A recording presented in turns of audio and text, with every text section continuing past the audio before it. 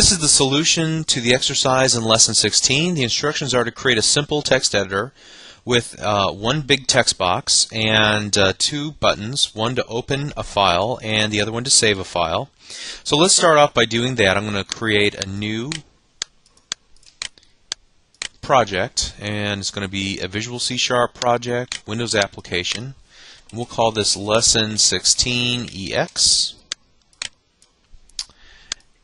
And I'm just going to copy some controls that I've already created, paste them here on my form so I don't have to spend some time messing with setting the properties. But as you can see, we've enabled scroll bars and also set the multi-line property equal to true, and then cleared out the text property and named it txt value.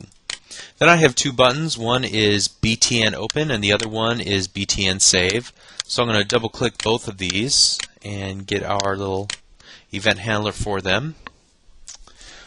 Now the instructions tell us to, in the click event for the open button, open a text file called c:/test.txt. Use a constant, don't hard code the value, and then display the value of test.txt in the text box.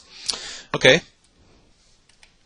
So the first thing that I want to do is add the correct namespace from the .NET Framework class library, system.io, since I'll be working with the stream reader and the stream writer. The other thing I want to do is go ahead and create my constants right now.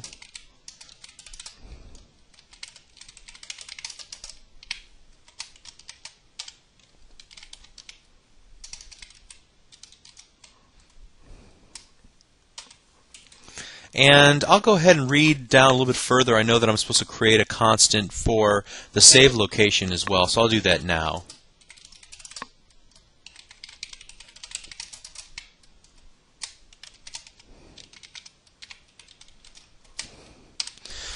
Okay, so we've got that in place. And now what we need to do is go through pretty much the steps that we've taken in both the readings for this lesson and in the video for the lesson, and that is to create a stream reader, create some variables that can hold the contents of the file line by line, and also we'll create a Boolean value that'll tell us that we've hit the end of the file.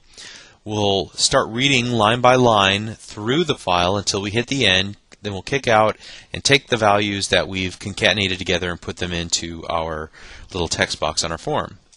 So let's go ahead and start that process here. So we want to create an instance of a stream reader. We'll call that sr equals new stream reader, and we'll pass in our file name, which we have in a constant. Okay, and so then I know that I want to have a variable available for each line that I read from the file, and then I want another variable that contains all the lines that are concatenated together. And then I want to create my little flag, which is a Boolean called finished. And by default, we're not finished. But as we hit the end of the file, we'll turn that to true, and then we'll kick out. So let's do that right now. While not finished, line equals sr.read line. Now we need to check and see if we've hit the end. So if line equals null, then we want to set our finished equals to true. Otherwise, we want to take our contents variable and add to it the current value of line. The next thing I want to do is then set my text box to the value that's stored in contents. And just to make sure that we're not holding on to something longer than we should, let's go ahead and close our stream reader. So let's go ahead and test our application at this point just to make sure that at least we can read in our file, and it seems to work just fine. Okay, so the next instruction is to add a button and set the text property to save, which we've done already. In the click event for the save button, save the contents of the text box to test2.txt. Again, use a constant for this value, which we've already created. Okay, so this actually becomes very easy. Instead of a stream reader, we're going to create a stream writer. Well, if I can type correctly here, we will. There we go.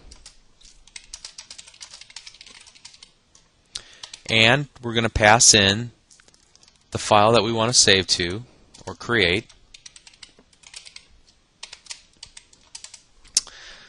How are we going to do this? Well, I'm just going to take the whole value of the text box and put it in one line. So we'll just do one write line command and take whatever's in txt value and plop it in there. And then we need to do one last thing so that the values actually populate in the correct spot, and that is to flush out the cache by closing the file. Okay, so let's open up our Windows Explorer and make sure that we don't already have a file called test2.txt here, but I do have test.txt, which we're going to open. So now let's run our application. I'm going to open that up and then type that in and click Save. Shut down my application. And I'm going to open up my Windows Explorer again, and I do see a new file, test2.txt. Whoops, I'm going to double open it up and bring it into a viewing area here, and we can see that we have the entire string. Now, it didn't put things one to a line or anything like that. That's because we've stripped out all the characters inadvertently that would force line breaks and things of that nature. But ultimately, we have all the content, the important content of that file here in a text file. So that's pretty neat. So that is the solution to the exercise in Lesson 16. I hope you got pretty close on your own, and I wish you good luck. Thank you.